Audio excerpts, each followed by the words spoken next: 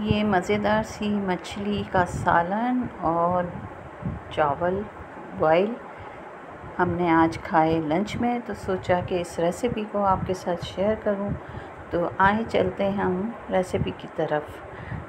तो इसके लिए मैंने ये 3 प्याज 1 कप घी के अंदर फ्राई करनी है और इसके बाद इसको हमने निकाल के 1.5 पाव दही के साथ ब्लेंड करना है।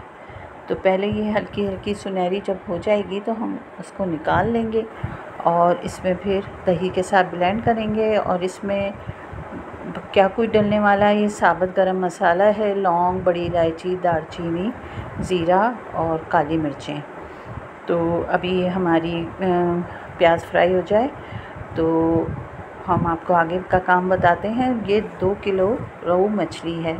इसको अच्छी तरह धोने के बाद नींबू और नमक लगा के इसका मज़ीद पानी निकाल दिया था ताकि ये सेट हो जाए, इसमें नमक भी आ जाए और खटास भी। दोबारा गरम मसाला देख लीजिए, छोटी इलायची, तेज़पत्ते, दालचीनी, बड़ी इलायची, ज़ीरा और मेथी दाना, काली मिर्चें इसमें शामिल हैं।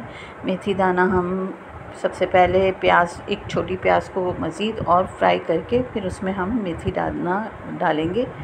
तो ये बड़ी मज़े की इंशाल्लाह मछली बनने वाली है। तो ये देखें, प्याज इस तरह की सुनहरी हो गई है जैसी हमें चाहिए। हम इसको निकाल के पीसते हैं। अच्छा जी, ये है एक छोटी सी प्याज। इसको हल्का सा हमने सुनहरी करके और इसमें मेथी दाना सबसे पहले डाल देना है। इसको 1 से 2 मिनट हमने चलाना होगा और फिर हम इसमें साबुत गरम मसाला जो भी है वो इसके अंदर शामिल कर लेंगे। प्याज और दही इतने में हम ये दही और प्याज को ग्राइंड कर लेते हैं ताकि ये काम भी हमारा आसान हो जाए। तो ये मैंने ग्राइंड करके रख लिया है। अब हम करते क्या हैं कि जो मेथी दाना डाला था उस 2 मिनट के बाद हमने साबुत गरम मसाला इसमें शामिल किया है। इसमें डलेगा लहसुन अदरक का पेस्ट और इसको हम साथ ही हम लाल मिर्ची, धनिया और हल्दी भी डाल देंगे।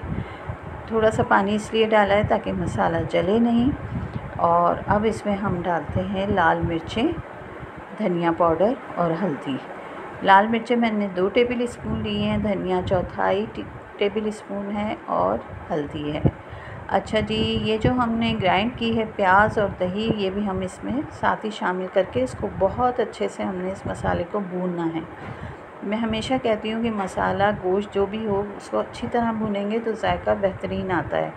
अब हम इसको अच्छी तरह भून लेते हैं। इसका जो थोड़ा बहुत पानी इसमें भी शामिल है दही का, वो भी भुन जाए तो फिर हम इसके अंदर फ़िश को डालेंगे। लेकिन उससे पहले जब ये अच्छी तरह भुन जाएगा तो इसमें हल्का सा हमने पानी भी शामिल करना है। ये देखें, काफ़ी अच्छी तरह से हमारा जो मसाला है वो भुन रहा है और बस अभी कुछ ही देर में ये मसाला तकरीबन भुन जाएगा, बल्कि भुन चुका है। बेहतरीन खुशबू। तो इसमें हमने 1 कप पानी डाल देना है, ज़्यादा पानी नहीं डालेंगे, 1 कप। और जैसे ही ये हल्का सा पकना शुरू होगा हम फ़िश को भी इसमें शामिल कर लेंगे।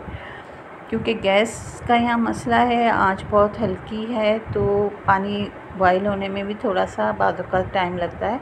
लेकिन जैसे ही हो जाएगा हम इसमें फ़िश को डालना शुरू कर देंगे। जब आप इसमें फ़िश डाल लें तो इसको किसी कपड़े से पकड़ के पतीले को थोड़ा सा हिला लीजिएगा, ताकि चम्मच मत डालिएगा वरना फ़िश टूट जाती है। और फिर हम इसको हल्की आंच पे उस वक्त तक पकाएंगे जब तक इसकी ग्रेवी इतनी ना हो जाए जितनी हमें चाहिए। इस दौरान वो फ़िश भी अंदर से पक जाएगी। तो ये बहुत ही मज़े के लगते हैं उबले हुए चावलों के साथ फ़िश के सालन। तो कभी आप लोग बनाएं तो ज़रूर बनाइएगा और इसको उबले हुए चावलों से भी खाइएगा। वैसे रोटी से भी, नान से भी बहुत मज़े का लगता है।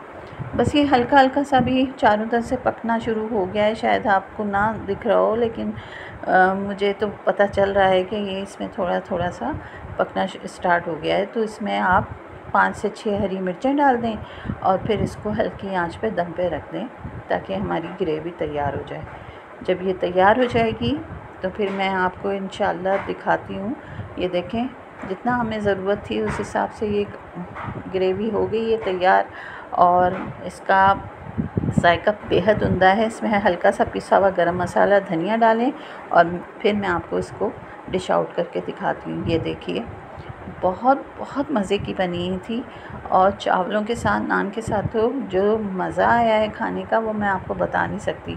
तो मुझे उम्मीद है कि आपको ये रेसिपी भी अच्छी लगेगी। अगर अच्छी लगे तो प्लीज़ प्लीज़ लाइक, शेयर और सब्सक्राइब कर दीजिएगा। और प्लीज़ वीडियो को पूरा देखें ताकि हम आपसे भी खुश और आप हमसे खुश। अल्लाह हाफ़िज़।